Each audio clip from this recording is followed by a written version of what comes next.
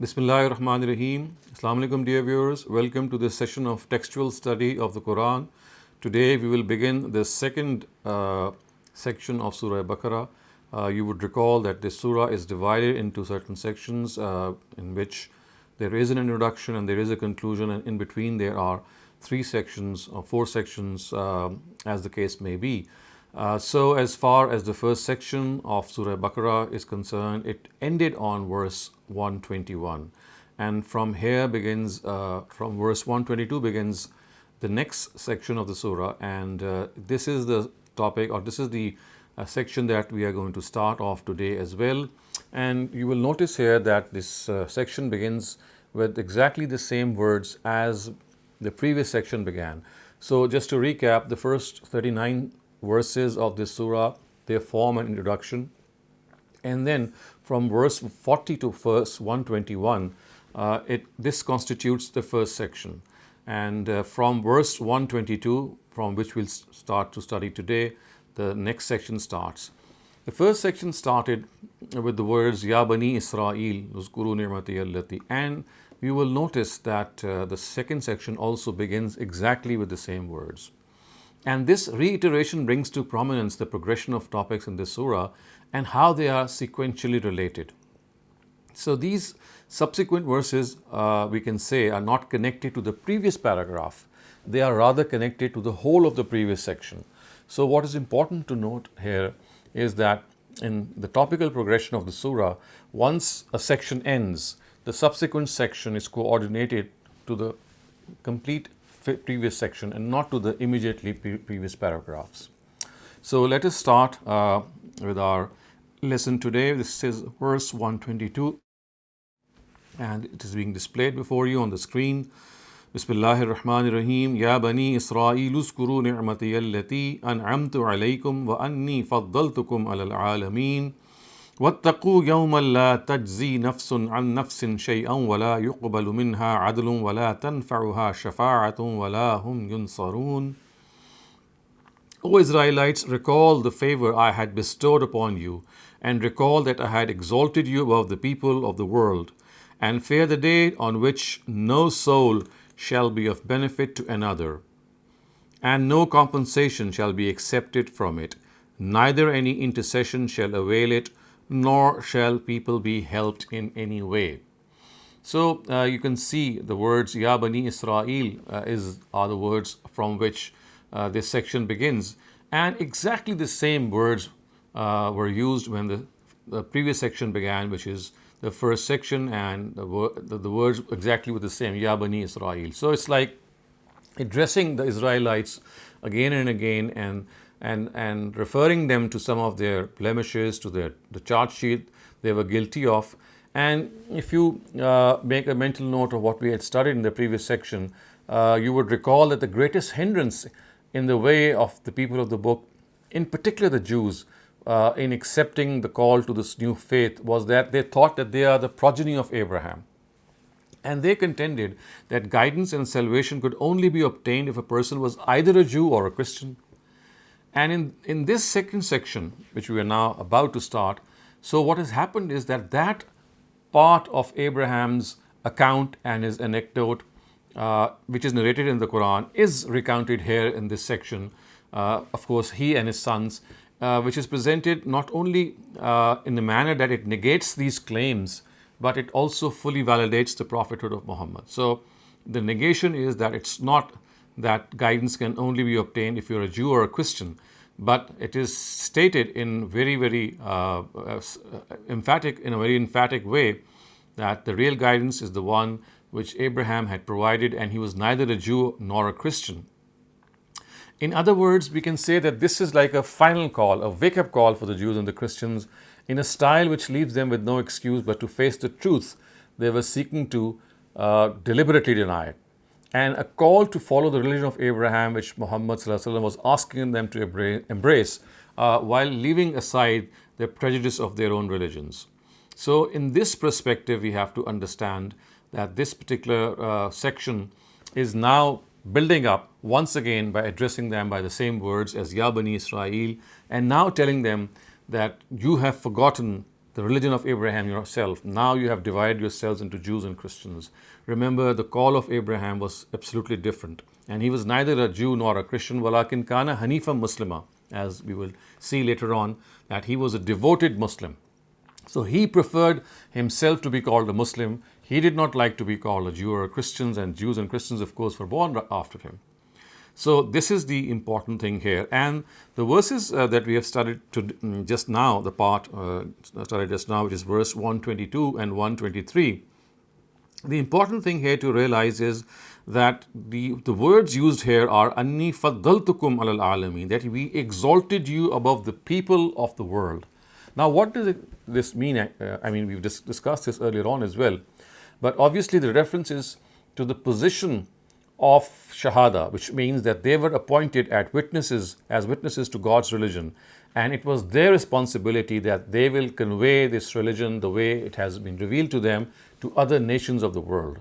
So this issue of being chosen in the eyes of God, the Israelites being chosen in the eyes of God, is obviously not that they are favorable in certain respects to the Almighty, but because of the fact that they are chosen for a certain responsibility. So this choice or this exaltedness does not refer to any superiority that they could boast about. It basically refers to that principle in which they are given this position of Shahada, of being witnesses to the truth. They are now appointed as a progeny of Abraham, as one section of Abraham's progeny, which belonged to Isaac, of course, that now they will be entrusted with this responsibility. But time and again they flouted this responsibility. Time and again they did not fulfill its requisites. And not only did they not fulfill its requisites, they actually deviated from the right path. And on various occasions they indulged in innovations. They indulged even in polytheism. We already have studied the incident in which they had started to worship the calf. So this is something that they had already done. And the important thing, which once again is related to them, is that they should fear the day when there will be no intercession. No one is going to intercede for them. So if they think that they are the chosen ummah of God, then they are gravely mistaken vis-a-vis if they think that God has preferred them to other people just because of the fact that they are superior to other people. So immediately after this verse in which it is said that you are exalted, it is said that remember, this choice is on the basis of responsibility. And once the day of judgment comes, there shall be no one who is going to intercede for them. There shall be no friendship there, nothing at all, and they will not be helped. The only thing that will take them forward are their deeds. So time and again they are being reminded of this fact, and time and again, in spite of being reminded, they continued to forget this responsibility. And not only did they forget it, but they deviated far, far away. So the next part, or the next verse actually now builds upon these initial verses in which it is said that remember what you did when you said that unless you are a Jew or a Christian you cannot succeed. So now that part of Abraham's anecdote or his account is being narrated, in which his whole story, the way he was given this responsibility, the way he himself passed through severe trials, and he succeeded in those trials, and as a result the Almighty actually gave him this exalted status, as we shall see now. So the verse says, وَإِذِ ابْتَلَىٰ إِبْرَاهِيمَ رَبُّهُ بِكَلِمَاتٍ فَأَتَمَّهُنَّ قَالَ إِنِّي جَاعِلُكَ لِلنَّاسِ إِمَامًا قَالَ وَمِنْ ذُرِّيَّتِي قَالَ لَا يَنَالُ أَحْدِ الظَّالِمِينَ. And recall when Abraham was put to trial by his Lord in a few things, and he fulfilled them. He said, I have decided to appoint you the leader of mankind. And what of my descendants? Asked Abraham. He replied, this covenant of mine does not apply to the unjust among them.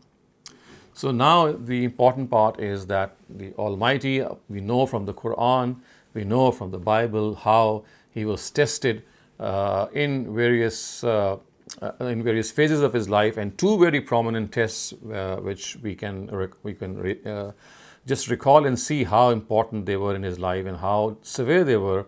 as trials, and he passed those trials in shining colors. So, of course, the first of them was when he was thrown into the fire as a result of the fact that he had preached to his father, who was the patriarch in Iraq in those times, in Ur. And he actually, yes, he was very, very severe on those idols. He broke all the idols except the bigger one, and he actually placed his axe on that idol, and in order to make them realize that these idols have no defense, they just cannot even defend themselves, he went to that whole motion in which he thought that his people would realize. But instead of realizing, they actually ordered that he be punished by being burnt in the fire. And we know from the Quran that he was thrown into the fire, but the fire could not burn him, and the Almighty ordered the fire to become peace, and it should not harm him in any way. So this was a very severe trial that he faced. He first faced persecution, he faced the wrath of his own father, and of course something that he always wanted to preach to his father was this religion of monotheism. And this monotheism was like a revolution in those times. Simply, it could not have been imagined that there is just one God, and he had to bear the brunt of this preaching. And he passed this test in flying colors. When he chose to be thrown in the fire, he did not resist in any way. And how the Almighty helped him, we know from the Quran. The second important trial, and perhaps the greatest of all trials, and if you ask me, I still shudder when I read about that trial every time I read about it in the Quran, which is where it is mentioned in Surah Safat. And that trial was to put his son to slaughter his son. Of course, that trial was not meant in any way in the literal sense, as he himself interpreted. It was shown to him in a vision, in a dream, and the purpose was that he was being told by the Almighty that he should dedicate his son Ishmael to the cause of his house, the house of God, so that he could be the attendant of that house, and he should not be given any worldly chores or any worldly works he should do. All he should do is dedicate himself for the service of the house of God. So this was what the dream meant that was shown to him. And we know from the Quran that it was not just shown once or twice the way it is mentioned. It does seem that it was shown to him repeatedly, and he became absolutely sure that it was a command of the Almighty, and he actually set about to fulfill this command. And not only did he start to fulfill it in its literal sense, we know that his own son consented, and he said that when Abraham said, "Inni ara fil manami anni azbahuka fanzur maza tara," that I see myself slaughtering you, O my son, in my dream. So what do you say? And Ishmael answered, "If'al ma tu'mar, satajiduni insha'Allahu min as-sabirin." That whatever you are being bidden, go and do it, O father. You will find me patient and forbearing. And for a 14-year-old or a 15-year-old son, this was obviously an astounding answer, and it amazes all of us that how peacefully and calmly he said that if this is what your God is telling you, that I am prepared to be put to death in this way and to be slaughtered. As I said, this of course was a dream, and visions and dreams, they need to be interpreted. They are not to be taken literally. But when he took it literally, we know from the Quran that he was actually told that "Qad saddaqta roya," O Abraham, you have made this dream come true. It was not meant to be followed the way we had shown it to you. But then the Quran also said, "Inna haza lahuwal bala'ul mubin," that this was a huge test for him. And because of the fact that he passed through this test in such a unblemished way, he did not even think twice, that the Almighty said, فَفَدَيْنَاهُ بِذِبْحٍ عَظِيمٍ and وَتَرَكْنَا عَلَيْهِ فِي الْآخِرِينَ, that we ransomed Abraham. We ransomed his sacrifice, and instead of he sacrificing his son, he ended up sacrificing a ram. And وَتَرَكْنَا عَلَيْهِ فِي الْآخِرِينَ, and we set this tradition for later generations, that in commemoration of this huge feat that he did, it was made a yearly commemoration in the religion of Prophet Muhammad sallallahu alaihi wasallam, and in the form of the Eid, in which you are sacrificing an animal every year and on the 10th of Zulhajj, on the 9th of Zulhajj. And you know that in this case, that it is basically to commemorate what Abraham did in favor of his son. Excuse me. And this was a huge sacrifice that he did. And as I said, because he had interpreted this in the literal sense, we clearly know that how important it was that to have this son who was born to him when he was 100 years old. We know that Ishmael was born to Abraham, from the Bible, that he was 100 years old. He was his firstborn son. And to have waited for so long for a son and then to obey the command of the Almighty in this literal sense really required a huge amount of courage that perhaps none of us can muster. So it was these trials in which he succeeded. And look what the Almighty said, Inni ja'iluka linnasi imama, that as a result of your passing these trials, I shall make you the leader of mankind. And when Abraham, out of his curiosity, asked it, should I be the only leader? What about my own descendants? What about my own progeny? So the Almighty replied that my promise, La yanalu ahdi zalimeen, that my promise does not go to those who are wrongdoers. Only the righteous among you shall have the same position. So we can say that this one promise actually contained, or it encapsulated, two promises within it at the same time. The first was that the progeny of Abraham would be blessed so much that through them their call would reach all other nations of the world. And the second was that as a result of this, Abraham would become the leader and chief of all these nations. And I can tell you that the Bible actually refers to this. This we still have preserved in the Bible, and I'm just going to read out a part of the Bible before you so that you can see how in this regard it is. So it says that the angel of the Lord called to Abraham from heaven a second time and said, I swear by myself, declares the Lord, that because you have done this and have not withheld your son, your only son, I will surely bless you and make your descendants as numerous as stars in the sky and as the sand on the seashore. As the sand on the seashore, your descendants will take possession of the cities of their enemies. Your descendants will take possession of the cities of their enemies, and through your offspring, all nations on earth will be blessed because you have obeyed me. And the reference is to Genesis, the book of Genesis, which is the first book of the Old Testament, chapter number 22, verses 15 to 18. And you can clearly see this important sentence which says that you have not withheld your son, your only son. And just as something that you should also note here, that we know that in the Old Testament we don't find the name of Ishmael as the person or as the son who was offered for sacrifice. Instead, it is Isaac that we find in the Old Testament. And we have seen a lot of polemics on this topic, but one of the most decisive things that you can see today is some of the researches that have been put forth by Ustaz Hamiduddin Farahi, and you'll find it in his book, which is called Ar-Rayu Sahih fi Man Huwa Zabih, which means the correct opinion regarding the son who was presented for slaughter or sacrifice. This has been translated into Urdu and English. The book is actually in Arabic, and Ustaz Farahi has actually said that although the name of Ishmael is no longer there in the text of the Old Testament, but they are so important. I mean, there are so many benchmarks and so important, you can say, hints within the text of the Bible and the Old Testament that you just cannot escape saying that, well, this interpolation is something that they tried but they did not succeed in it. And one of the things that Ustaz Hamiduddin Farahi has pointed out is right here where I just said to you that the words of the Old Testament are, even today if you open the Old Testament and on this chapter of Genesis, chapter 15, it says that you have not withheld your son, your only son. So this chapter is chapter 22 and verses 15 to 18. And the only son could have only been spoken if Ishmael was the only son who was there and Isaac was not there.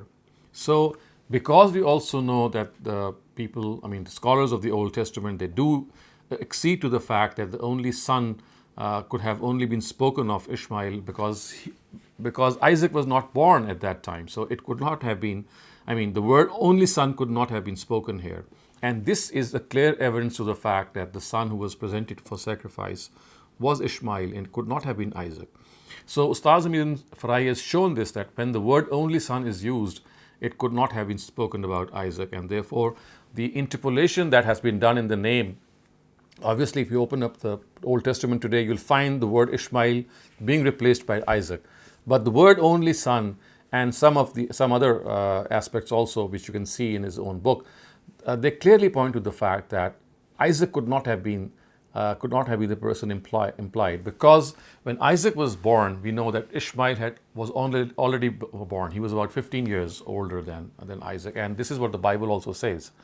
So, if Isaac was the son who was presented as sacrifice, then this aspect of the Old Testament could not have been, it does not collocate when you say your only son, because Ishmael was already there and Isaac was born after him, something which is acknowledged by them as well.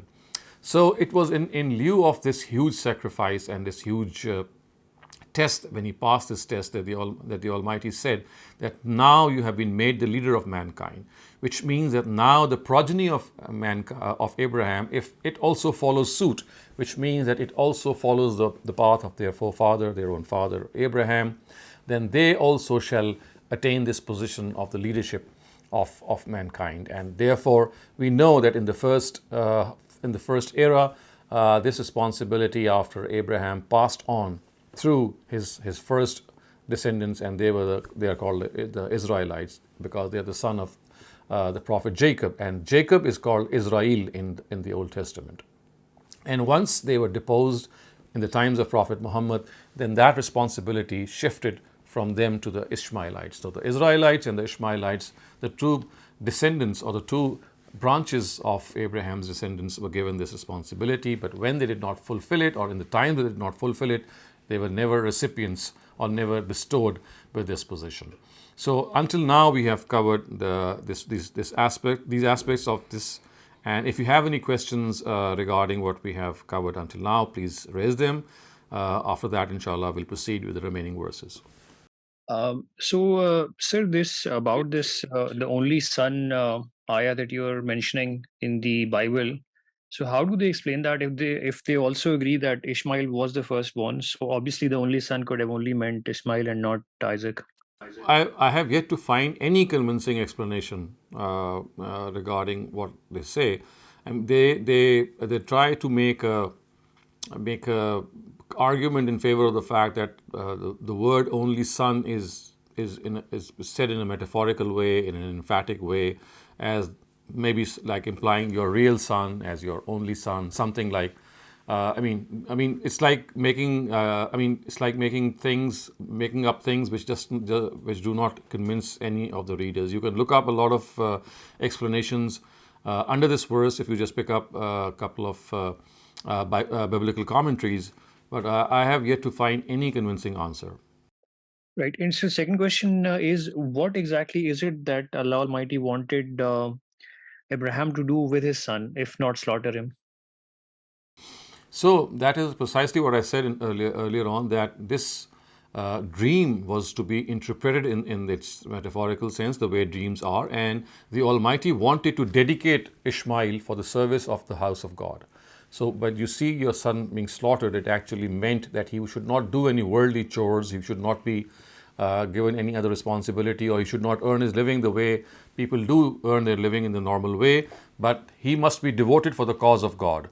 So the purpose was that Abraham and Ishmael had rebuilt the house of God, the Baytullah, and once, of course, Abraham had to pass away, so someone had to look after this house of God. So it was like the Almighty telling Abraham that now you will be looking after this house of God once it has been made, but after you it will be your son, and after the son, of course, it will be his descendants. And we know this actually happened. The Levites, who are the descendants of Ishmael later on, they were entrusted with responsibility as well. So basically, it was a signal to Abraham that he should dedicate his son for the service of the house of God. How did the name Isaac change to Israel? What is the connection between the two? not making very clear why was Isaac's name changed to the Israeli.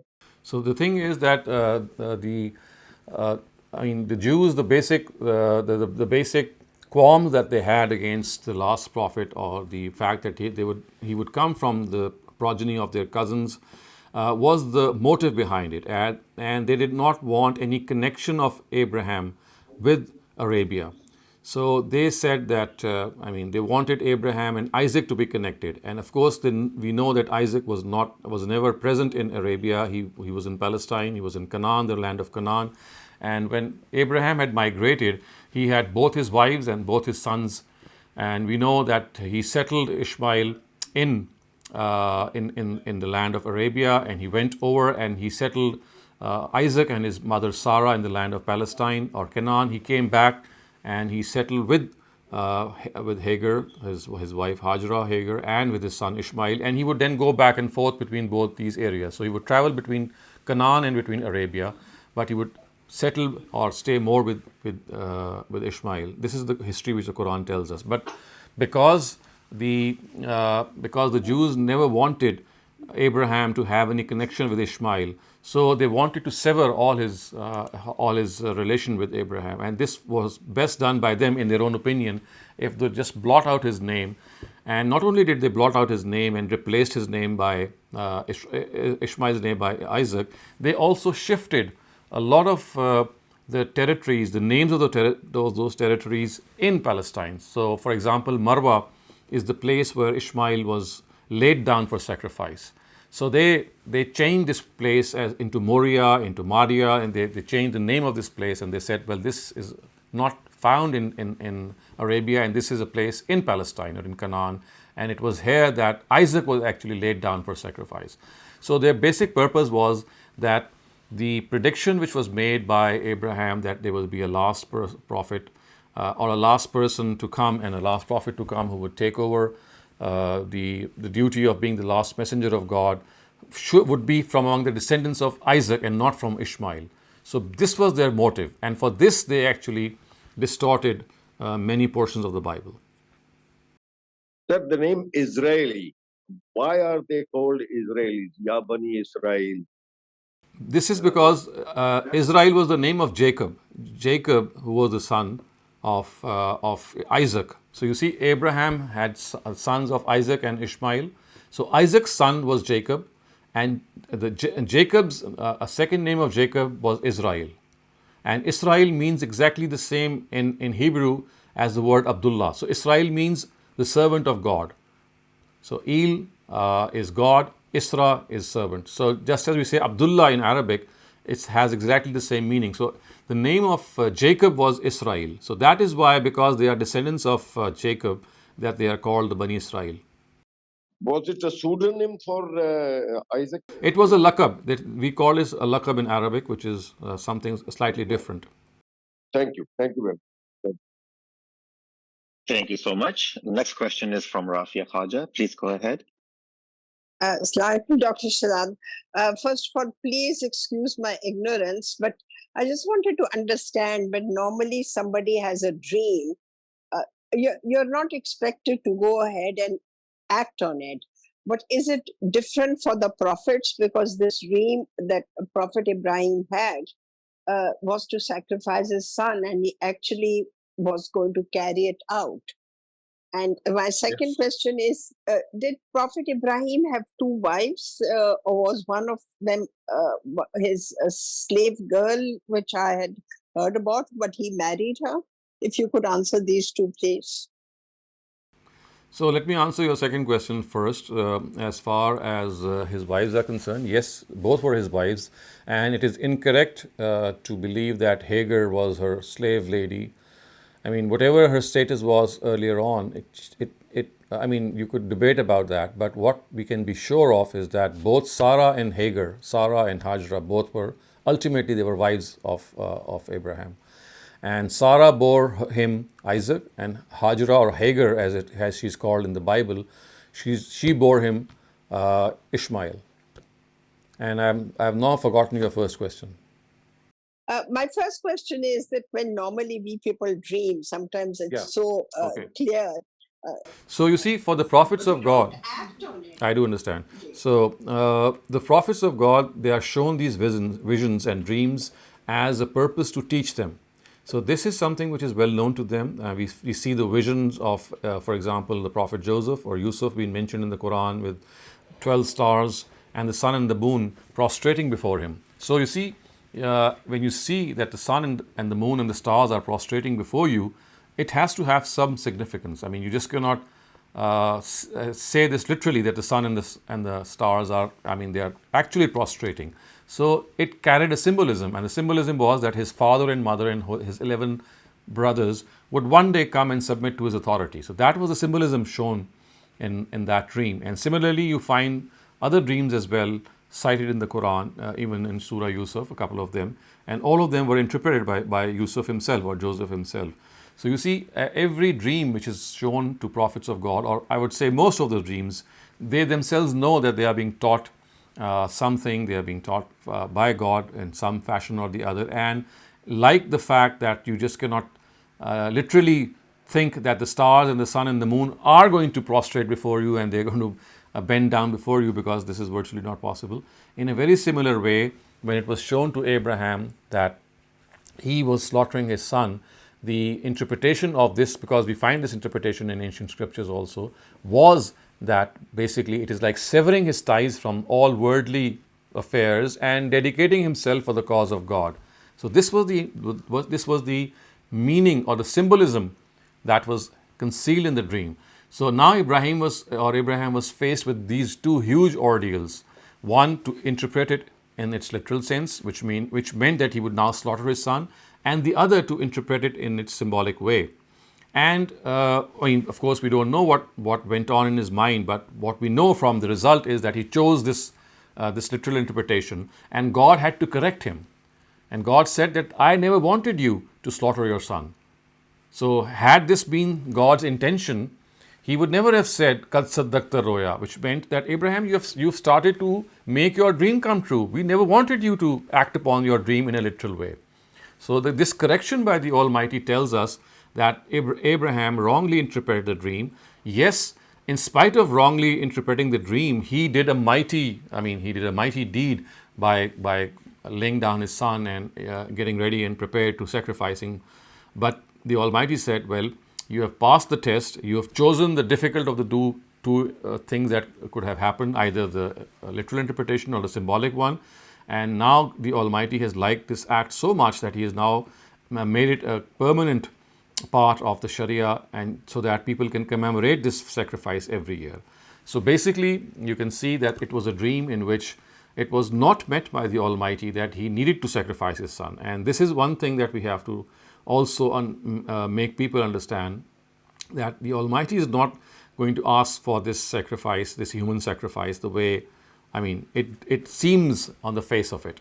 It was basically Him wanting Ishmael to be dedicated for His service.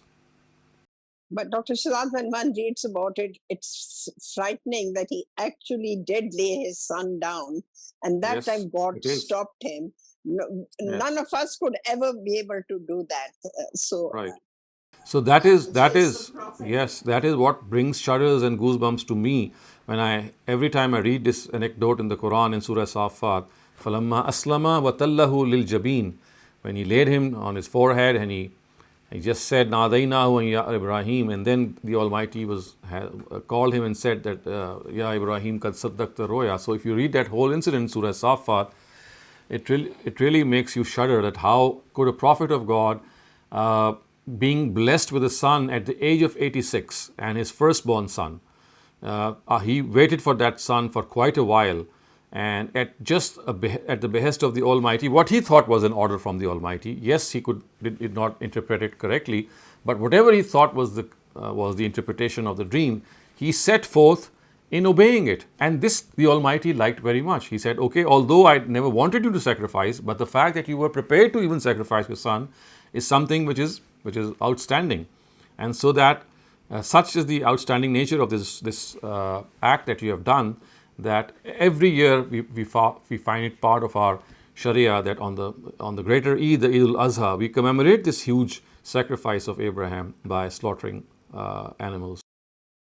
It's just amazing. Prophet Ibrahim's sacrifice Right. and the way he did it.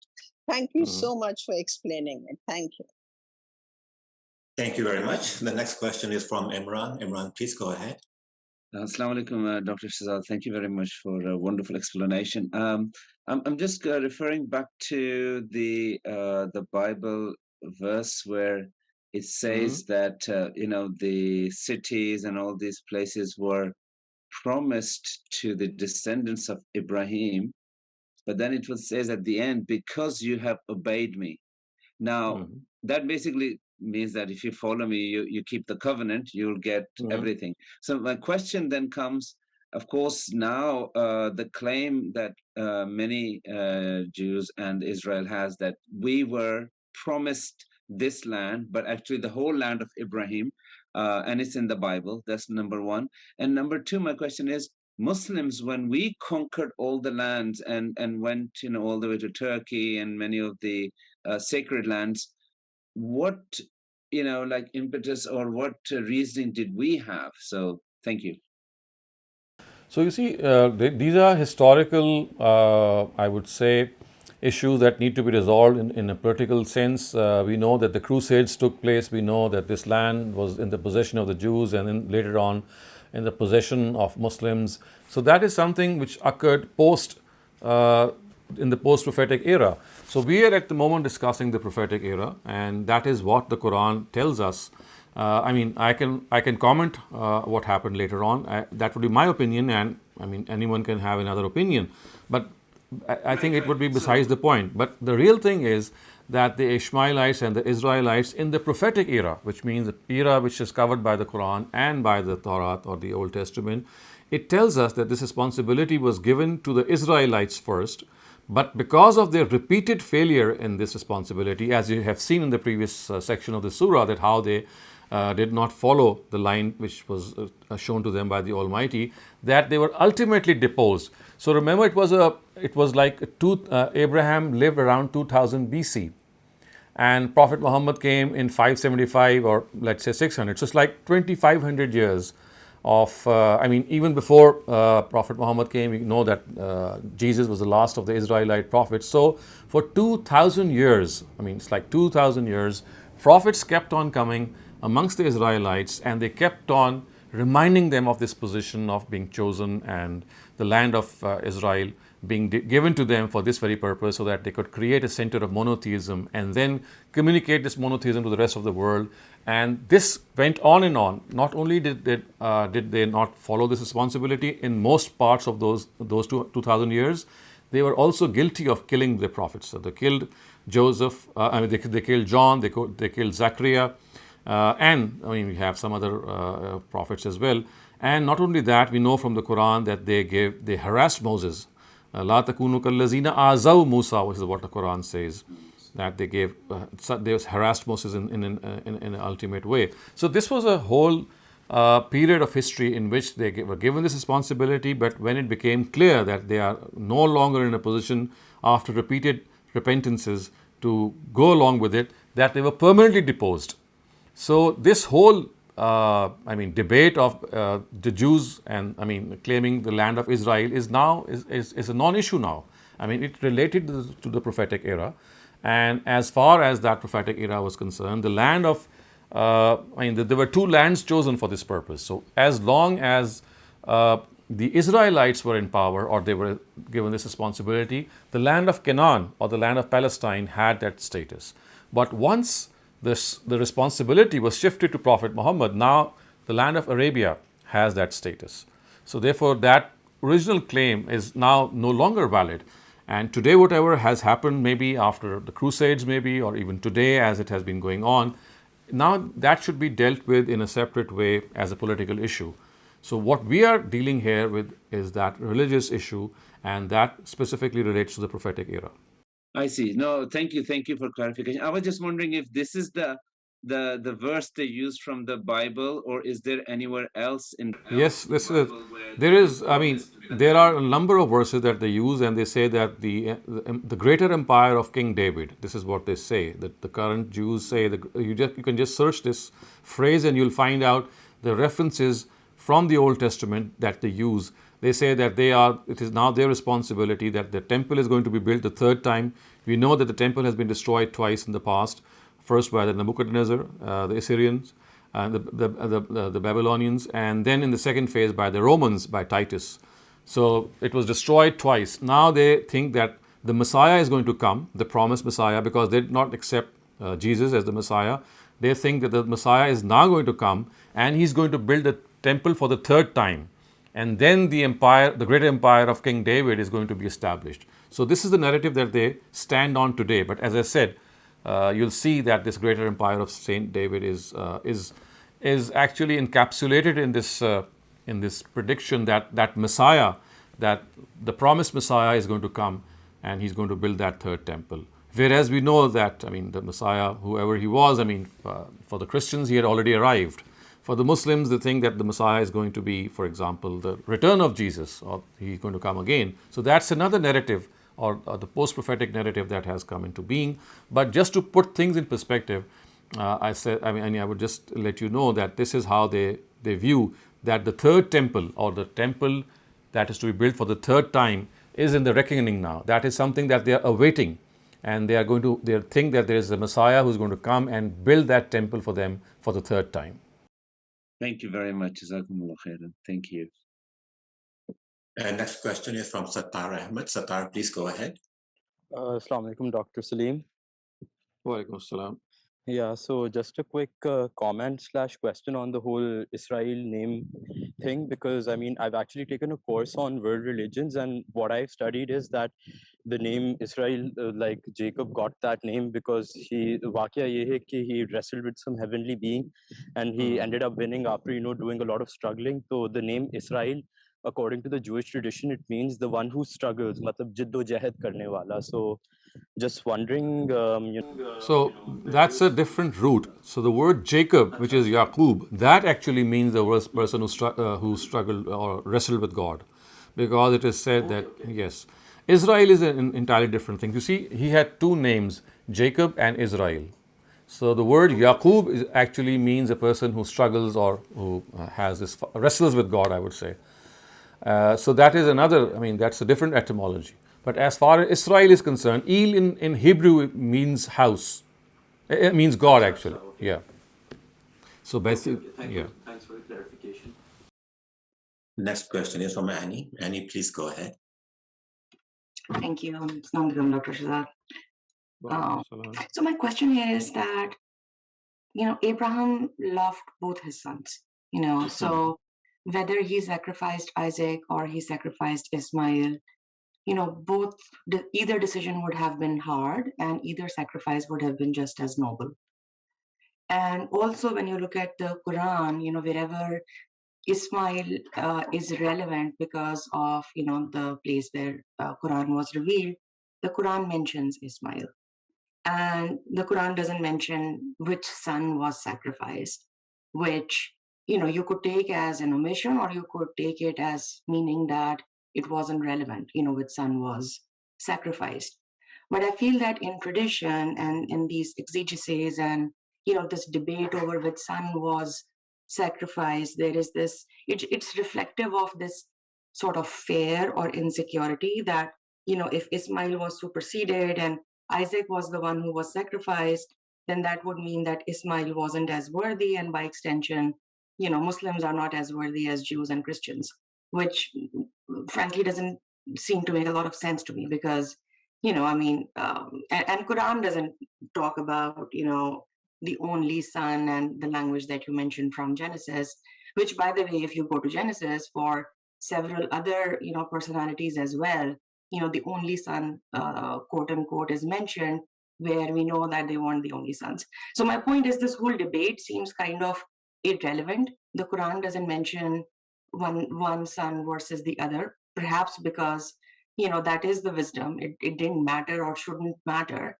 And, the fact that, Ismail built the house, quote unquote, the house, and was settled, in or near Mecca, that is, mentioned in the Quran. So what is relevant is mentioned and what is not relevant is not mentioned. So why do we interpolate and why do we get into this conspiratorial, exegesis that somebody must have changed the name from Isaac to Ismail, and that's some kind of a conspiracy against Muslims. So, first of all, let me point this out that it is explicitly mentioned that Ishmael, was the son who was slaughtered by the Quran, although not by name. But if you read Surah Safat, it tells us near the end of the slaughter incident that as a result of this slaughter, فَبَشَّرْنَاهُ بِإِسْحَاقَ, we gave you glad tidings of Isaac. So it clearly tells us that Ishmael was the person who was in question, and the whole incident of sacrifice, the way it is mentioned and the build-up is there. Although the name of Ishmael is not written, by word, in explicit sense, but the way the whole incident is narrated is like established history, because the Quran does not need to reveal things which are already established history. So, even though that is not the case, as I said, that the word فَبَشَّرْنَاهُ بِإِسْحَاقَ near the end of that incident tells us that as a reward for this sacrifice that you did, O Abraham, we now give you the glad tidings of another son.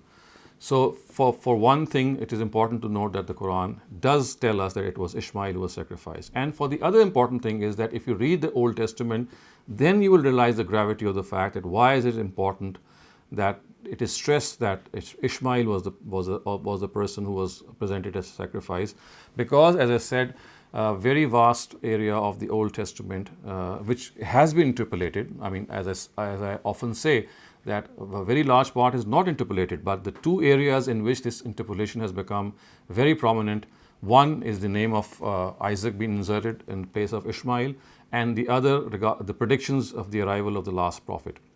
Both have been tampered with.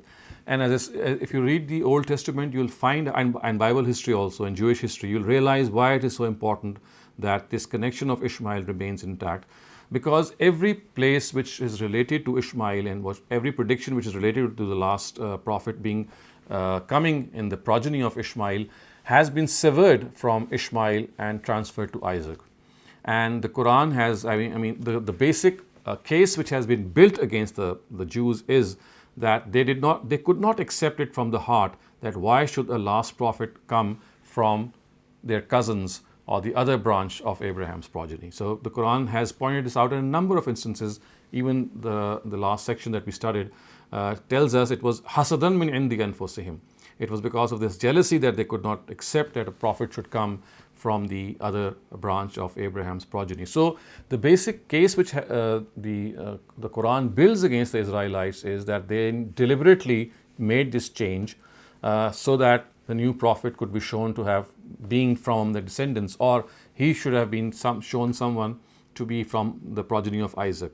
And this was essential because, remember, these were the people who had made this interpolation. But after them, there were a number of righteous people amongst the Jews, obviously, amongst the Israelites, who perhaps wanted to know the truth. So the Quran had to set right this record so that all those seekers of the truth from among the Israelites who wanted to know the truth and who wanted to believe in the last prophet should have an idea that what exactly history was. And the Quran also refers to this fact, Surah Al-Imran to be precise, and Surah Maryam, as we will be studying later on inshallah. It tells us that because of these righteous among the people of the book, they existed, and they knew this correction from the Quran was correct, that they accepted faith and they did not side with those with the Jews who conspired against the prophet. So you see, it's like setting right history and at the same time providing the later Israelites, or people who even exist today from the Banu Ibrahim, for example, to tell them that, well, today, if you'd like to know what exactly had happened, this is how you can proceed. So that is why it is so important that this part of history has to be viewed in the way the Quran has presented it, and at the same time, how the Torah or the Old Testament has been interpolated in this respect. But if that's the case, why would Quran stay silent as to the name of the son who was sacrificed? As I said, it is so obvious. What else can you interpret that verse? If you pick out, if you just read that part of Surah Safat once again, if I recall, it starts off "Falamma aslama wa tallahu al-jabin." Then it narrates the whole incident of Abraham, of the son who was sacrificed. The name is not given, and as soon as this has happened, as soon as the sacrifice incident happened, and the Quran said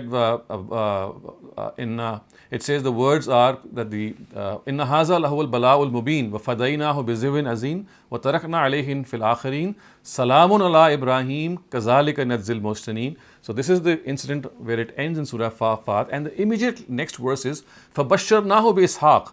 As a result of this sacrifice that he did, we now gave him glad tidings of another son who was Isaac. What can be more clear than the fact than the first part could have only referred to Ishmael, when the next verse is telling us that, well, as a result of this sacrifice, you are now being promised another son in the name of whose name would be Isaac. So I think this is just a question of reflecting on those verses. It is so apparent that the name did not even be required to be set in there, because the very next verses clarify that it could not have been Isaac, because his arrival was being predicted after this sacrifice incident had been made. Okay, thank you. Thank you very much, sir. Next question is from Bash Kamar. Please go ahead. Assalamu alaikum. My question is, as you were talking about the Old Testaments and relating it somehow to the teachings of Quran, as we believe that all the Old Testaments or whatever the books before Quran are distorted. So if we believe so, I have two questions over here. First, well, let me correct you. We don't believe so. What we believe so is that there are distortions, and there are areas of distortion, but it is not completely distorted. A very large part of the Old Testament and the New Testament presents the same teachings as what the final prophet presented, and the Quran has actually built its own whole case against the Israelites as the fact that every prophet was given the same religion. It says that Wasabiha Ibrahim, Shara lakum min ad-dini, and starts off with narrating the words of Abraham, and it goes up right up to Muhammad and says, we gave the same religion to all the prophets of God. Yes, it became interpolated in some respects, and that is why the Quran was given at the end. But if you study the Old and the New Testaments, as we have been teaching these subjects in some of our other sessions, you'll see for yourself that this is a very weak claim on the part of many Muslim authorities, that it has been totally deformed or disfigured. What has actually happened is that we don't have the Old and the New Testament in their original languages. So what we have is translations, but a very greater part of these translations are very accurate, because whatever they say is exactly in line with the Quran, except for these two areas which I just pointed out, that the incident of the sacrifice has been interpolated in the Torah, and similarly the predictions of the arrival of the last prophet, which are found in the Old and the New Testament, they no longer exist in the way they were given, because we know from the Quran, which says that the name of Ahmed, which is the actual name of our prophet, was found in the Old and the New Testaments. So barring these two areas, a very large part of both these books is in conformity with the Quran.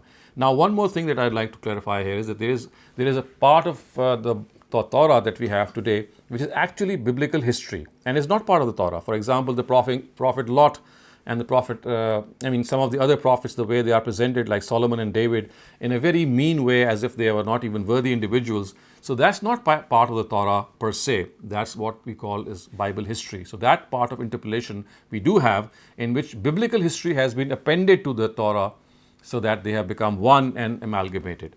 So that is why we take exception to this fact. And because it seems to me that you might be new to this session, I would suggest to you that if you please study or read or listen to some of our lectures at the beginning of this session, in which one of the important areas of discussion was that how we view the previous scriptures.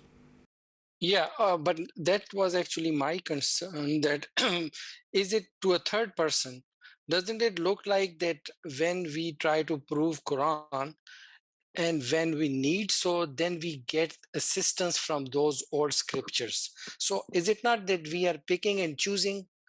Because once we call something contaminated, it's contaminated then. No, so we don't. So remember, so you see, when the Old Testament was revealed in the times of Prophet Muhammad, remember, it had already been interpolated. But still, look what the Prophet was said. He was said that fihe hudan wa nur, it contains light and guidance. And it says that people of the book should dispense their judgments in the light of the Old Testaments and the New Testament. So they were already interpolated. In spite of that, the Quran says that it has come in prediction as confirmation to these predictions. So yes, we will pick and choose because we know that some instances the interpolation is there, and on some of the other instances which constitute a large part, there are no such interpolations. So why shouldn't we pick and choose? Because whatever is in conformity with the Quran has to be accepted. And remember, we also say this at a number of occasions in the Quran, that we will believe in all the previous scriptures. Now, what exactly does that mean? It actually means that we will believe they say, whatever they say, that is in conformity with the Quran. So the part of those scriptures which is exactly in conformity with the Quran, we will accept. And whatever is not in conformity with the Quran, we will not accept. Okay, so then the question comes that why those teachings or why those books were not saved by Allah, and why only the Quran was? I mean, the first question would be, that is a question that you need to ask the Almighty. But a more common sense answer was that that was the prophetic era, and every time any interpolation was done or something was not preserved, the subsequent prophet could tell you whatever wrong or whatever was miscommunicated, because prophethood still existed. However, with the termination of the last prophet of God, with the institution of prophethood being terminated with Prophet Muhammad sallallahu alaihi wasallam, there had to be a book preserved so that we know that there would be no further prophet who could correct any mistake in the scripture. So that is why it was preserved. In the case of the Old Testaments and the New Testaments, because the institution of prophethood still existed, and every subsequent prophet could correct any error in the previous scripture. So the Almighty tolerated that, and He said, okay, that doesn't matter, as long as the prophets are there, they'll correct it. But because with the arrival of the last prophet, this was no longer an option, so that is why it got preserved. So it means that Allah, to begin with, gave His message, but then He let the people decide to alter it or not, until He wait for Muhammad, and they say, now. No, that is not correct. From here onward, I will not let it. That is not correct. I just explained it to you that He never said that people should alter it. People did it, and the Almighty did not check it, simply because He knew that there would be a prophet coming right after this instance who would correct that person's mistake or tell them that, well, it is here that you have made these mistakes. But because in the times of Prophet Muhammad, this was not an option because he was to be the last prophet, so therefore this option was not exercised. So let's move on to the next section, or the next verses, which starting off with verse 125. وَإِذْ جَعَلْنَا الْبَيْتَ مَثَابَةً لِلنَّاسِ وَأَمْنًا وَاتَّخِذُوا مِن مَّقَامِ إِبْرَاهِيمَ مُصَلًّى وَأَهِدْنَا إِلَىٰ إِبْرَاهِيمَ وَإِسْمَاعِيلَ أَن طَهِّرَا بَيْتِيَ لِلطَّائِفِينَ وَالْعَاكِفِينَ وَالرُّكَّعِ السُّجُودِ. And recall when in the land of Arabia we appointed this sacred house, a place where people can turn to, and their sanctuary, and commanded, make an area of prayer in this place of Abraham's residence. And we bound Abraham and Ishmael. Cleanse my house for those who will come to do the tawaf, to observe the i'tikaf, and to kneel and prostrate in it. So now this is a very monumental verse of the Quran. A number of things become evident from this verse. The first thing that I'd like to point out here is the article Alif Lam appended to the word Bayt. So remember, look at this verse, the first part, first line. It says, وَإِذْ جَعَلْنَا الْبَيْتَ مَثَابَةً لِلنَّاسِ. And recall when we appointed this sacred house. So the Alif Lam on this word Bayt is not of jins, it is of Ahad, which means that it refers to the house that was built by Abraham and Ishmael, as the Quran says in the later verses. Now, this is called Bethil. So, Il is the same as Israel that we just studied, and the word Beth in Hebrew means Bait. Bait means house, and Il is God. So, Bethil, which is found even today in the Old Testament, means the house of God. And I'm now going to quote you a part of the Old Testament, which will tell you that how even today this name is preserved in the Old Testament, the name of the house of God, although it has been distorted, and the Jews think that this house of God is actually the temple. So, but you can see how clearly it is mentioned in the book of Genesis. This is book of Genesis chapter 12 verses 6 to 8. So it says that Abraham traveled to the land as far as the side of the great tree of Moreh at Shechem. At that time, the Canaanites were in the land. The Lord appeared to Abraham and said, "To your offspring I will give this land." So concentrate. "To your offspring I will give this land." So he built an altar there to the Lord who had appeared to him. From here he went to the hills east of Bethel. So this Bethel is exactly Baytullah, house of God, and pitched his tent.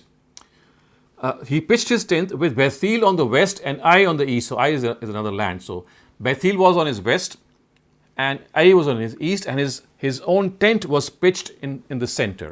There he built an altar to the Lord and called on the name of the Lord. And if you look at the Arabic Bibles today, and if you look at some of the other expressions that still exist in the Bible today, that this expression that you can see, he called on the name of the Lord, is actually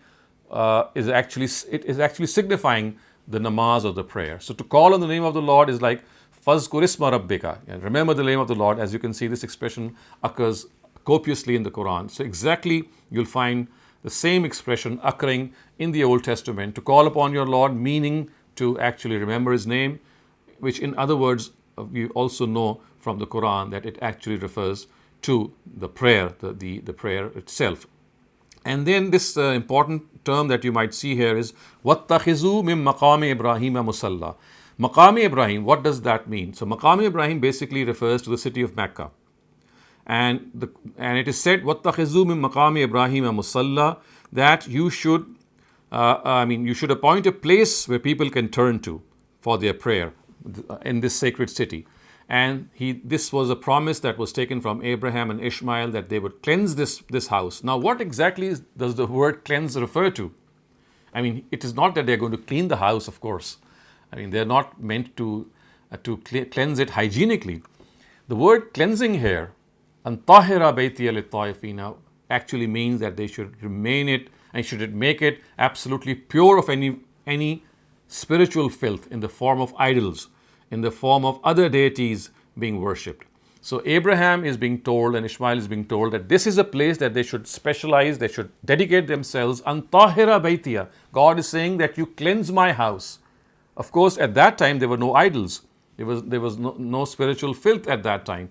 But the Almighty knew that this is in an area where human beings are bound to err. So it was a directive which was given right at the start when this house was built, that keep it clean from any idols, keep it clean from any filth in the form of these idols. "And tahira baytiya lit-taifina wal-aakifina wa-rukka as-sujud," people who come to do its tawaf, and people, of course, who come to it to do the itikaf in it, and who are people that they should actually do ruku and sujood in it. So we can see that Abraham, I mean, if you look at the history, which I've already told you earlier on, that Abraham had left the mother of Isaac in Canaan, and he himself had settled in the desert of Beersheba. So Beersheba is actually the 7 wells with Ishmael and his mother. And this was not populated. I mean, he dug 7 wells there. And this Beersheba is actually Beersaba. Saba in Arabic means 7. So Beersaba is this place of 7 wells, in which these wells were dug so that water could be, it could be fed with water, because, of course, he was settling his progeny there. And we know that it was on the hill of Marwa. I've already pointed this out, that this was on Marwa that he had laid down Ishmael for his sacrifice. And from here he actually had gone back to the Beersheba, which are the 7 wells. And he selected for his own self a place which was near the house of God. So as you can see, on one side he had Ai, and the other side he had the house of God, and his tent was pitched right in the center. And he had settled himself at a place so that he could frequent between the area of Canaan where Isaac was, and Ishmael where his own son was. So he went back and forth. Now, as far as this verse is concerned, I mean, just something that you'd like to know a little more is that the tawaf are basically the rounds of vow. They are made around the place of worship as a symbolic expression of dedicating one's life to God. So, like the Quran tells us that the tawaf is basically Salatul Bayt. Salatul Bayt means the prayer of the house of God. So the tawaf is actually called the prayer of the house of God. Actually, when you're circumambulating those 7 rounds, you are actually, it's like praying to the house of God. And they begin, as you all know, with the istilam of the Hijr Aswad, which is a symbolic expression of making a covenant of God. So therefore, if you're not able to touch it, you can just point your finger or your stick towards it. It's like renewing your own commitment to the Almighty in this regard. So as far as these rituals are concerned, you can clearly see, viewers, from this verse that these rituals began way before Prophet Muhammad.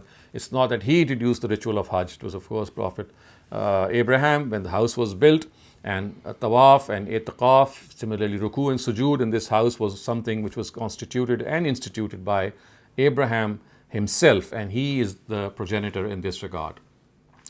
Okay, now let's move on to the next verse.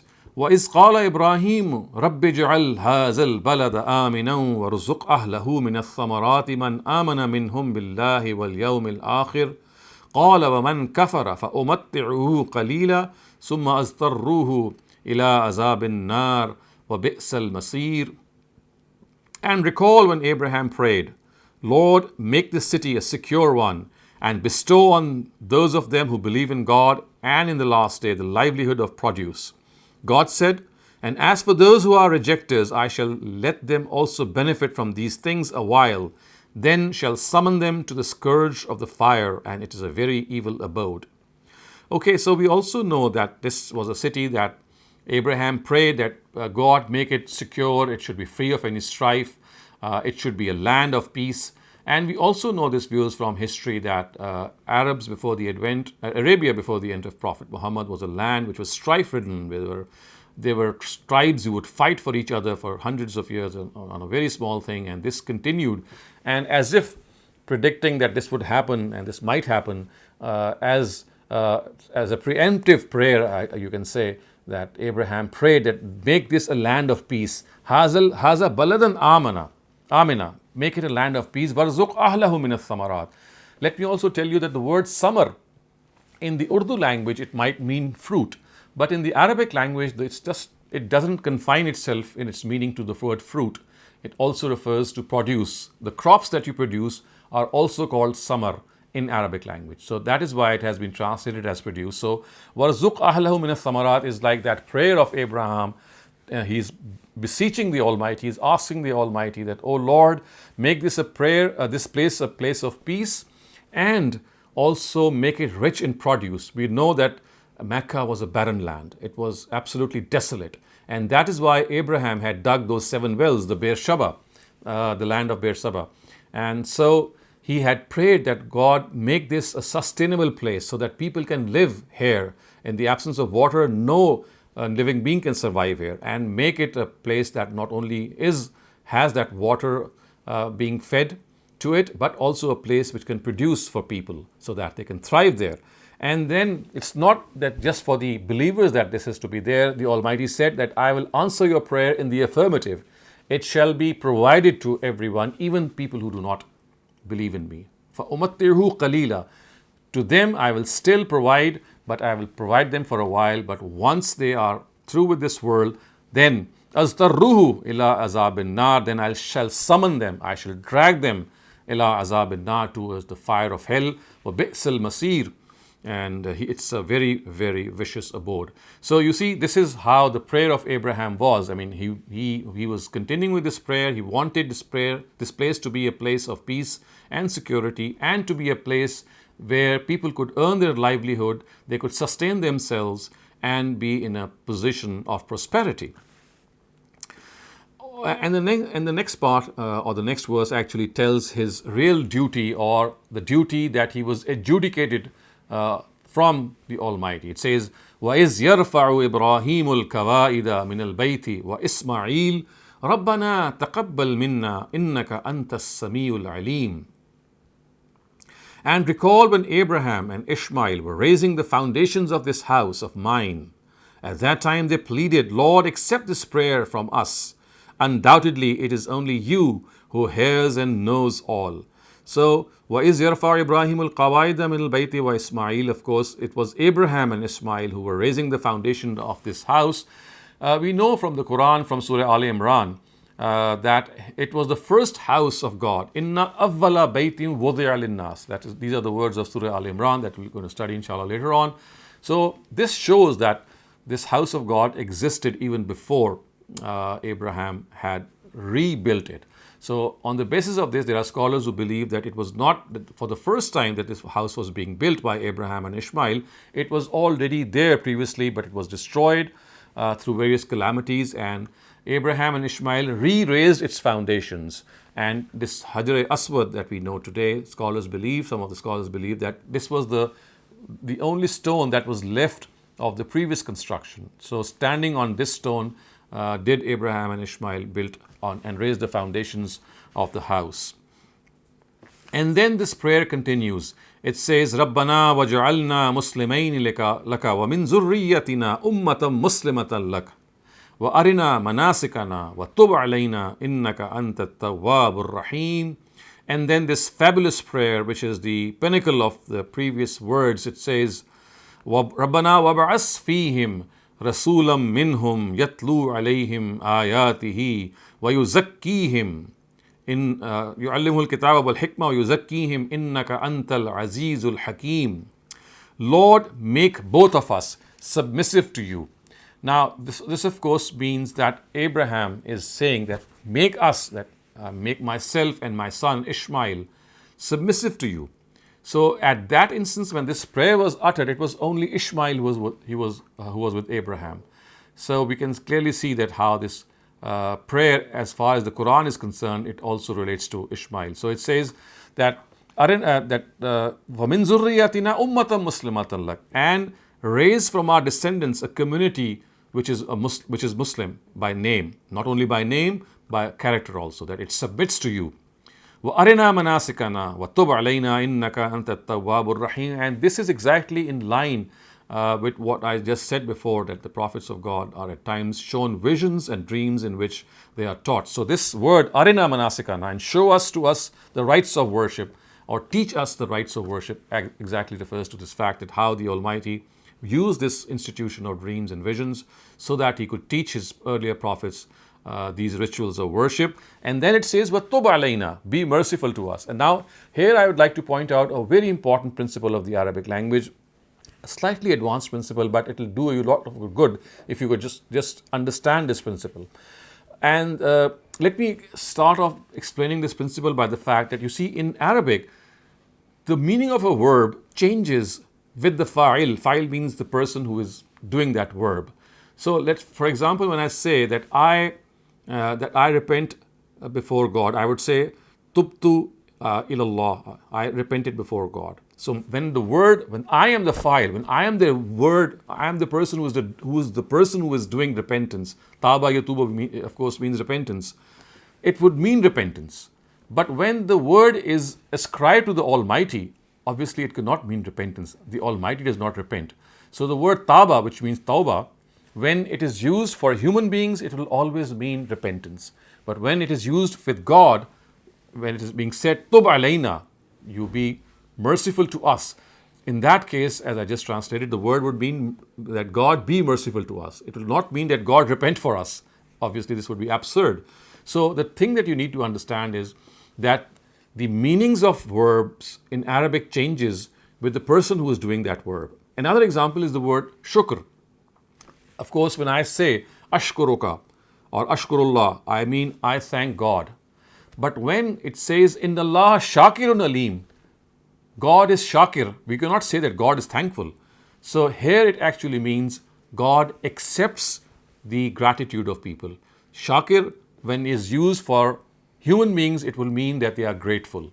But when the word shakir is used for God, it means that He accepts the gratitude of human beings.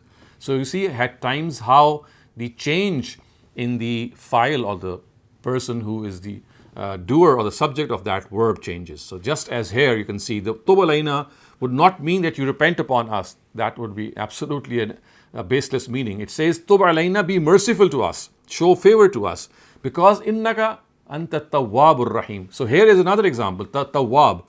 So the word tawwab, when related to human beings, means people who repent repeatedly. Tawwab is a person who repents repeatedly. But when the word tawwab is used for God, it cannot mean that he repents repeatedly. It means that he is a being who accepts repentance that is done before him. So just to make you this clear, that verbs at times and adjectives, when they are used with different combinations, they change their meaning, and this is something that you might make a mental note of.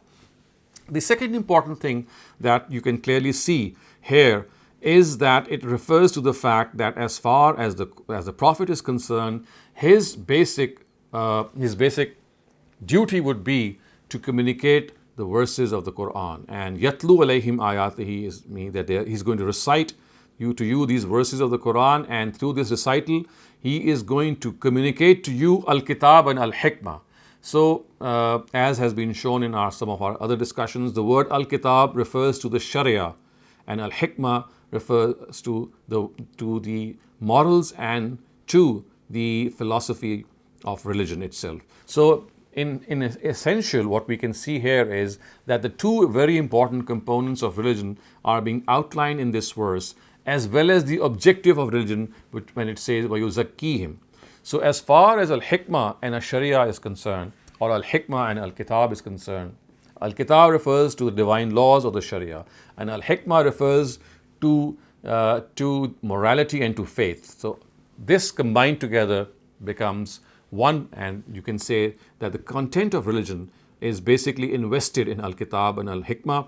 And it is here where you can see وَيُزَكِّيهِمْ. Basically the wow here is not meant for copulation or coordination. It is meant to explicate. What we can say as, I can translate it as, you can see on your screens, it has been translated that in this manner he does your tazkiyah. So in other words, what this verse is telling us is that the Almighty has given this book.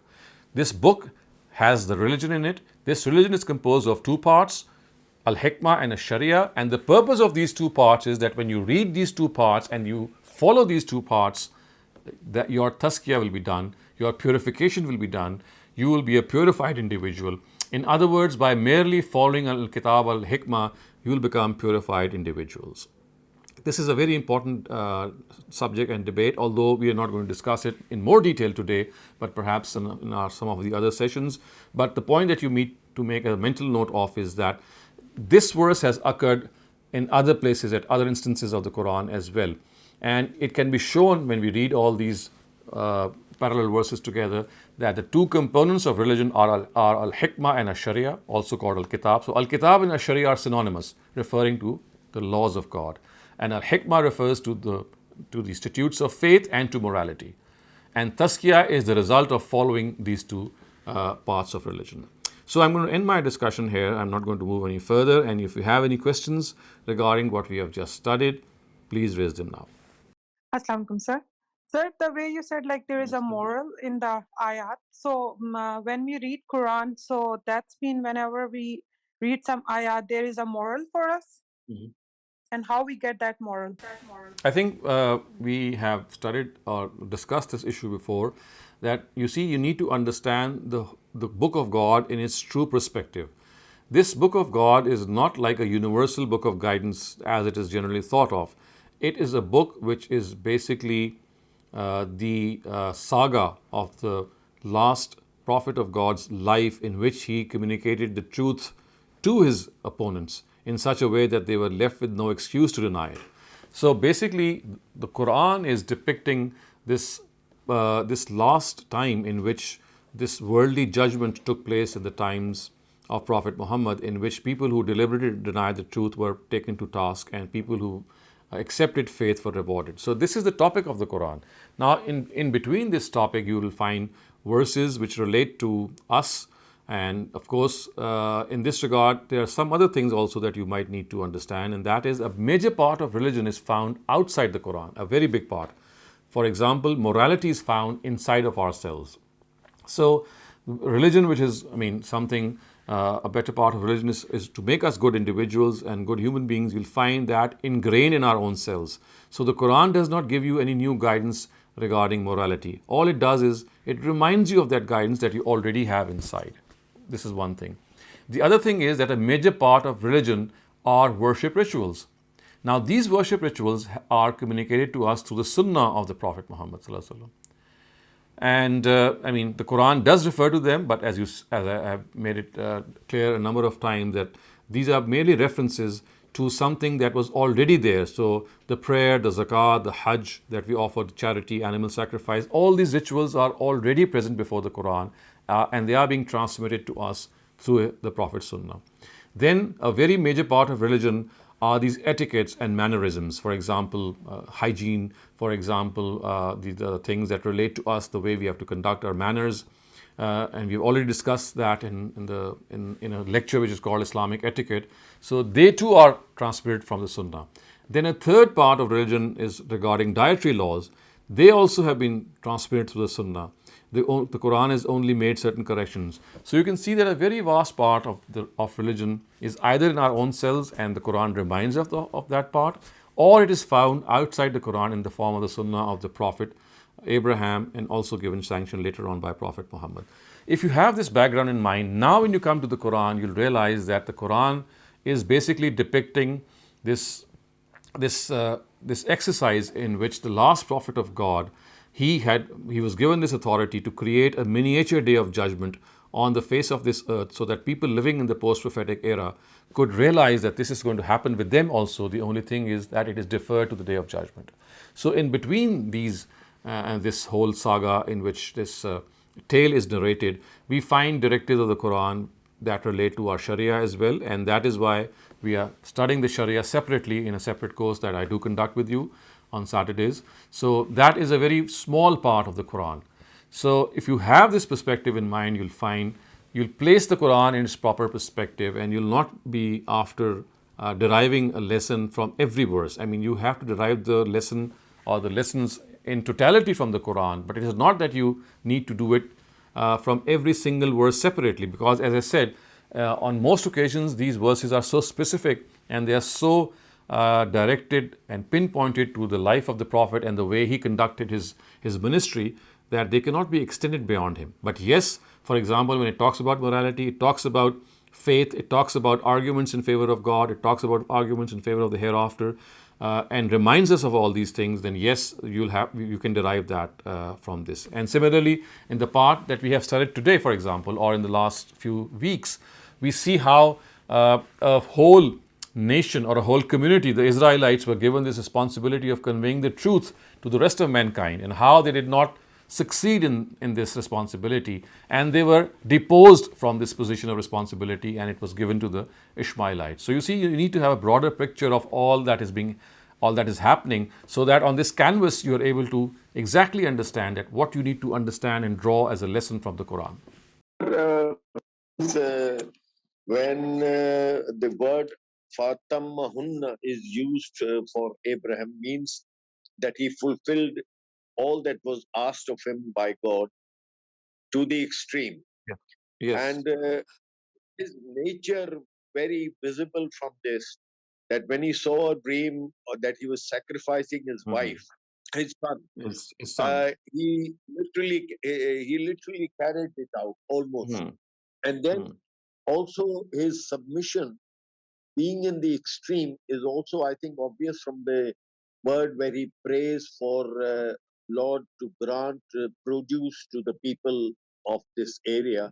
And then he says that of those who believe in you, because God had told him, La yanalo ahdas zalimin. Therefore, he put a rider here, and then God, in his, of course, infinite mercy, said, no, I will grant risk to even those who do not believe. Am I correct in understanding this? Yes, I mean partially yes. It actually emphasizes on how emphatically Abraham himself fulfilled the dream. I mean, how other people behave could be, another issue that we can take up. But for atammahunna means that he fulfilled them to the ultimate. He did it into such a perfect way, in such an ultimate way, that God was full of praise for him. Thank you very much, sir. And ladies and gentlemen, we are all done for today.